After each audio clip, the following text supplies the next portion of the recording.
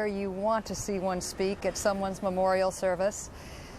But Justice Clarence Thomas telling those who are gathered at Barbara Olson's memorial service what she meant in his life and his wife's life, and what the joint friendship of Barbara Olson and Ted Olson meant to him. Once again, you were looking at pictures from the Cathedral of St. Thomas More in Arlington, Virginia, where Father Franklin Martin McAfee is presiding over Barbara Olson's memorial service. She, of course, was in that plane that crashed into the Pentagon. She was on her way from Dulles Airport to Los Angeles, actually phoned her husband, described the hijacking as it was going down, in fact got 2 phone calls off, thus providing investigators with valuable information about exactly what had gone wrong. We're going to take a very short break here and return with our coverage.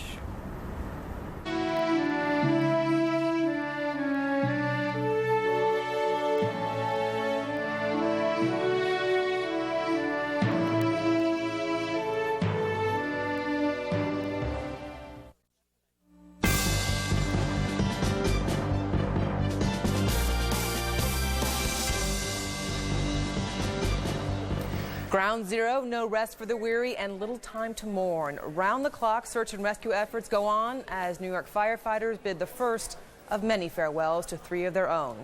And from the president, a promise of payback. There's no question about it. This act will not stand. We will find those who did it. We will smoke them out of their holes. We will get them running, and we'll bring them to justice. At the Pentagon, the U.S. military machine moves to respond to this national emergency. Outside, the grim job of finding the dead and assessing the damage wears on. We do expect to be in this particular mode for approximately another 10 days as we move forward with the process of, as you might imagine, the very arduous task of removing bodies.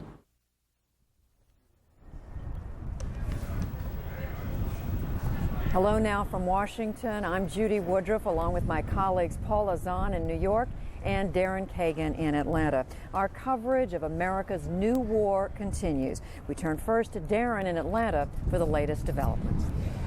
Judy, yet another part of the story is unfolding as now economic repercussions from Tuesday's terrorist attacks are already being felt. Continental Airlines announcing it is laying off 12,000 employees. The carrier cites an unexpected drop in air travel following the Tuesday terrorist attacks. Also, smoke still rising from Ground Zero. That's where the World Trade Center's Twin Towers once stood. A mountain of metal, concrete, and debris remains. Beneath that, countless victims.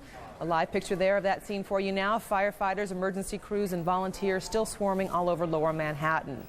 New York, meanwhile, is holding funerals today for the fire department's chaplain, chief, and deputy commissioner. 300 firefighters and 70 police officers and Port Authority officials are among the more than 4,700 people still listed as missing in New York. Meanwhile, in Boston, Logan International Airport has reopened. The first airplane took off this morning. In addition to complying with new FAA rules, Logan has posted state police at security checkpoints and law officers in the control tower. The 2 planes that flew into the World Trade Center towers 4 days ago, of course, originated in Boston.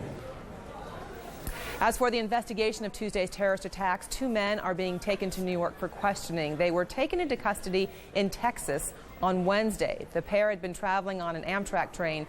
They were carrying false identification and box cutters. A 3rd man, who's being described as a material witness, is under arrest in New York. Of course, as all this news has unfolded, people from all around New York and all around the country have wanted to do something just to be able to help. Many of those people have gone to Midtown Manhattan, to the Javits Center. We'll be checking with Bill Hemmer in just a moment. First, though, I want to bring in Paula from New York. Paula. Darren, I don't know whether you could still hear it, but just about a minute ago you could hear church bells ringing, and I am told those are coming from St. Francis of Assisi, where New York City is honoring its chaplain of the New York City Fire Department, who lost his life while he was administering last rites to a fellow fireman. In attendance at that funeral, former President Bill Clinton, his wife Hillary Clinton, of course, the junior senator from New York, and Chelsea Clinton. We just learned this morning that Chelsea Clinton was in fact 12 blocks away from the World Trade Center during both attacks. There are some interesting facts to share with you now because this information has changed from early this morning. The New York Police Commissioner, Bernard Kerik, has held a news conference, and he is confirming so far that 92 bodies have been identified, 60 of them unidentified. The missing list has grown up to 4,972. He took no great pride in reporting this statistic. Already, there was one attempted burglary overnight at Brooks Brothers. One arrested for stealing a fireman's coat. There were reports of someone breaking into a jewelry shop, which was one of the buildings not too far from the World Trade Center complex. But perhaps the biggest news that the city wants to get out at this point is that they want to limit the number of volunteers showing up. You know, as a New Yorker, I've been amazed by the lines that have wrapped around hospitals in the area, people wanting to donate blood. There are hundreds of people who have been gathered at the Jacob Javits Center for the last 3 days wanting to volunteer. Some of those folks sitting there 3 days in a row and not called into active duty. But the city says it wants all of you to know it truly appreciates your help, but unfortunately, because it is so difficult to get into the debris area, I mean, almost every major southern artery is shut right now because they are serving, south of here, because they're serving as a staging area for the rescue and cleanup operations. So they would rather people stay home. What they really are looking for at this point is cash donations. They can't handle any more supplies. There's no place to store them. And Bill Hemmer has a very good idea of the level of support that continues. Is anybody taking this message from the police commissioner seriously right now? Paula, to be quite frank with you, they don't care. They want to stay in line and put their name on a list somewhere and think possibly they could be called back tomorrow or later next week. Anything they can do to contribute. You mentioned hundreds of volunteers showing up here. I'd up that number quite safely to say thousands have showed up here thus far today, and they continue to come here. Again, we're on the west side of Manhattan at this point. But that word went out that you mentioned from the police commissioner in the past hour about they're okay right now when it comes to the number of volunteers. Let's get some reaction from those volunteers, many of whom have been in line for hours now. First of all, we have Lewis, right to left, Michelle, and Gregory, is it? Yes. Okay, first of all to Lewis, back over here. The fact that you will not be able to go, at least at this point, how does that make you feel? I'm a little upset that I'm not going to be able to get there today, but if they need volunteers, I want to help. I want to do whatever I can. What's the purpose for you staying here then?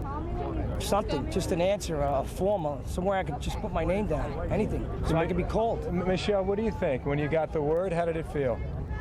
Well, I feel that they should tell us what we can do. There must be something that we can do, whether it's picking up a broom, going down where it's dusty, and just picking up dust off the street. There's not just ground one that needs to be taken care of. There's a lot of other things. And if they just went out and told the volunteers, hey, go buy a broom and a couple of bags and start cleaning it up, anything at all. Does it do your heart any good knowing that the city is saying we have enough people at this point? Oh, absolutely. It does my heart good to see not just the city. Sorry to cut you off here midstream, Bill Hemmer, but we need to go back to the St. Francis of Assisi, where Hillary Clinton is speaking in honor of Chaplain Michael Judge. As you know so well, that it was a mission he'd been called to do. On Tuesday, when the worst of evil struck our city, I was heading toward my office at the Senate, and I heard first of the crash into the tower, and like so many people thought it must have been a terrible accident. And then shortly thereafter, the second. As I frantically began making phone calls, we were evacuated because of the third crash into the Pentagon. And I called the mayor and the governor and the president. And I think for so many people in those initial hours, it was unimaginable, except for those of you and your comrades who were there in the midst of it. And then I was called and told that Father Michael Judge had died doing what he was called to do. And all of a sudden, the enormity of the tragedy became very personal. It will take a very long time before any of us can even find the words to express what this cowardly, evil act meant and did to people we knew and loved, to our city and our country. But as a Christian, I think often of another terrible day, a Friday of despair, darkness, and death. A Friday that left behind so much pain and hopelessness. And yet, Sunday was coming, and Sunday did come. As we continue the work of rescue, recovery, rebuilding, reconstruction, we have to remember the spirit, the life, and the love that Father Mike left us, pulling us one to the other, giving us strength where it seems hard to imagine it could ever come again, and being resolute in our commitment to do everything we can to ensure that not one person who lost his or her life on our Tuesday of death and darkness will have died in vain. So thank you, Father Judge. Father, you gave us so many gifts when you were alive, gifts of laughter and love. And blessed is he who comes in the name of the Lord, and you came to us. And now you've gone ahead, but you will never be forgotten, and we are grateful for the blessings of your life. Thank you.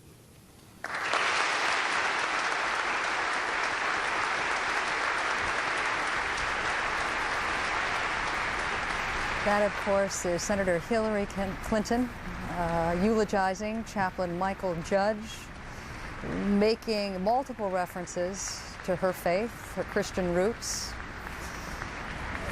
basically saying that Chaplain Michael Judge, who died administering last rites to a fireman, had not died in vain, and certainly that other Americans who lost their lives had not died in vain.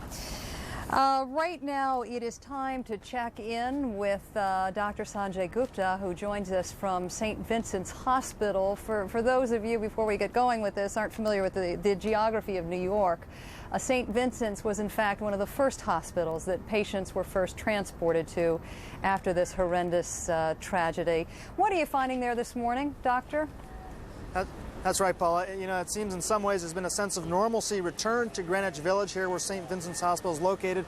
And just behind me, you can see an ambulance that has just taken off and dropped off another patient here to St. Vincent's Hospital. We've had a chance to walk around, talk to a lot of people. Despite the normalcy, you look around and you still see missing persons walls, Paula. People gathering up, coming to the walls, seeing if they can find somebody that they may have known, a neighbor, a friend, a relative even. People have been walking around. The efforts, the volunteer efforts have just been remarkable. I mean, people say, as you've said many times earlier today, that they got more than enough perishable goods already. What we're hearing from the volunteer workers is save your perishable goods, give it in a week or a couple of weeks, because we're going to be needing it for a long time, so certainly that would be a better time to do it. Here at St. Vincent's Hospital, Paula was one of the frontline hospitals. Of 552 patients or so have been treated here directly from this Tuesday tragedy. Only about 30 or so remain in the hospital today, so all the rest of those were either released right away or released subsequently since the tragedy. The doctors have been heroes. We certainly do have heroes behind those doors, and they have been taking outstanding care of the patients. Paula. Let me ask you this, Doctor. I know the city's advising people to, to stay away. They appreciate their generosity. Are there still doctors there ready to go on duty who have come in from other hospitals and simply won't go away? Or do they feel now that there are only, over 24 or so folks there that their help simply is not needed? What I've been hearing, I've been talking to the doctors, some of these doctors, my friends, Paula, here in New York, and what I've been hearing from them is that they were ready to stand by and expected thousands of patients. Certainly they didn't get the call for that number of patients. They are still waiting, taking shifts, trying to rotate duties so that no one becomes overexhausted, and they're still standing ready in case more patients may show up. So there's certainly a optimism that I still feel amongst the doctors, amongst the healthcare personnel, and certainly amongst everyone here at St. Vincent's Hospital. All right, Doctor, thanks so much for that report. I don't know whether you can make this out in the shot behind me, but I think it needs to have some attention called to it. This is the first day from this vantage point that you can actually see buildings break out from behind that cloud of smoke that's been shrouding the city for the last 4 days. There still are tremendous fumes coming out of the crash sites. The rescue workers on duty there are still taking tremendous cautions, not only because of the quality of the air, but because of the danger they continue to face. There are a lot of unstable buildings that surround the perimeter of this area.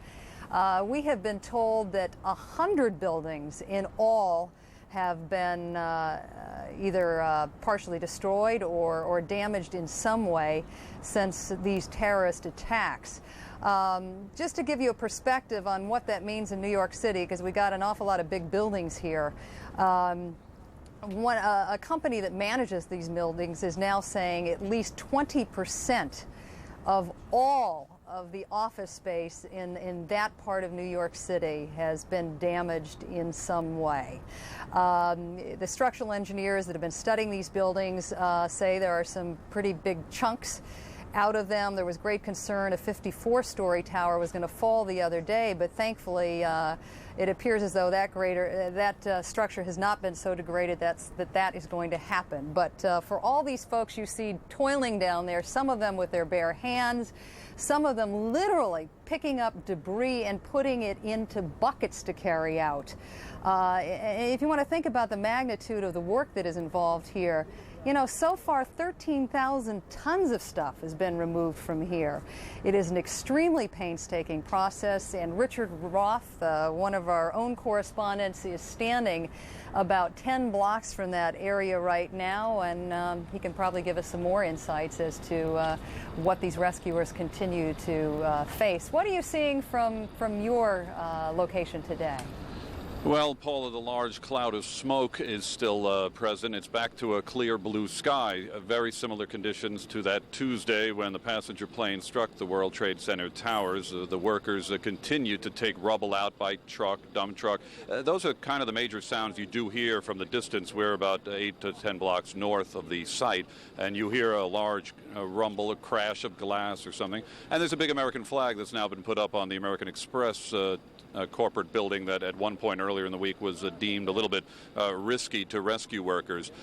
President Bush, Paula, had noted earlier today that Americans should return to their everyday lives, but I think the big issue for many people will be the fear of flying, fear of security. With me right now is one passenger who was on one of the first planes to leave Oakland, California yesterday to head to the East Coast, Donald Kinsman, and what he went through and some of the other passengers, nothing actually happened, but what went on during the flight? Tell us the mood when you boarded and how the passengers looked and sounded. We boarded the plane. It was incredibly somber. It seemed like everybody was fearful, quiet. Flight attendant, though? Flight attendant seemed nervous to me. Other pilots coming off other planes. One was crying, though? One of the flight attendants, I was told, was crying. I didn't see that. And then about an hour before the plane got to New York, just describe what happened in the plane. Well, a couple guys got up in the aisle.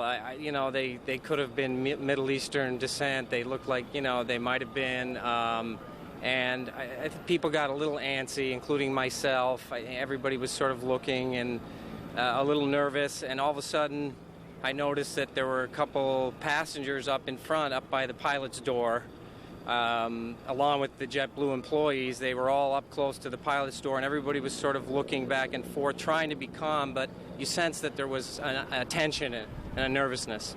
JetBlue being one of America's newer airlines, one of your friends and one of the other passengers had told me that some of the huskier passengers stood up in the aisle as if to say, we're ready to take you on, should you indeed be somebody posing trouble. I sort of interpreted it that way, yes. Yeah, I mean, I think that's what was going on. I mean, yeah.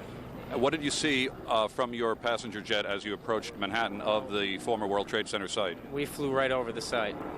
We flew right over it. We saw it. And the woman behind me started crying. And it was a pretty emotional moment, I have to say. And JetBlue is an airline which provides live telecasts of all news channels, so thus what happened on the flight? We were watching the planes crashing into the towers probably 3 times. Finally, my wife sort of nudged me and made me turn it off. She said, I can't see this anymore, So it was scary. It was scary. I didn't know if we'd get here. I mean, there was no reason why we wouldn't, but you were thinking that the whole time. Okay. Donald Kinsman, thank you very much. You were with your wife on your honeymoon out there in California. You're transiting up to Buffalo later today. Some of the fear that no doubt many passengers will be undergoing in flights to come. Judy? Yes, if yesterday, as we listened to these accounts of what happened over the last few days, the president, of course, along with all of us, has been following this closely. Yesterday, a day he came to New York City to tour the recovery efforts around the World Trade Center. Today, he's sending a very forceful signal. Let's bring in our White House correspondent, Kelly Wallace, who was near Camp David, and Bob Franken, our national correspondent, who's at the Pentagon. Kelly, the president used words today in his radio address that at any other time would be alarming to us, but I think we take them in stride given what's happened.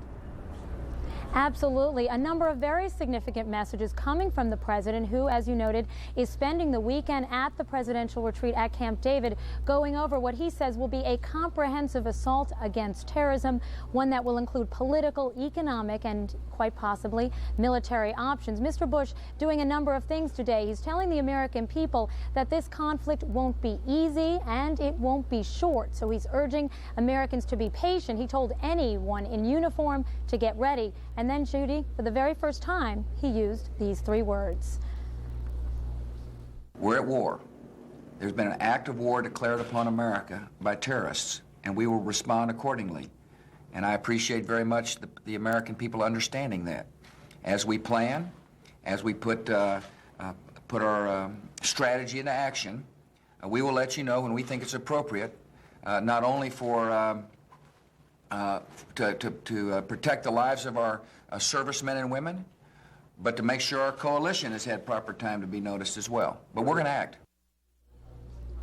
And the president talking to reporters reporters before a meeting which included Vice President Cheney as well as other members of his national security team. As you know, and we've been reporting, Vice President Cheney has been spending the past few days up at Camp David after the U.S. Secret Service decided it would be best, because of security concerns, not to have the Vice President and the President in the same place. Now, Mr. Bush also doing something else for the very first time today. For the first time, he named suspected terrorist Osama bin Laden as a, quote, prime suspect. He also said that if bin Laden believed he could keep away from the U.S. and its allies, Mr. Bush saying bin Laden was, quote, sorely mistaken.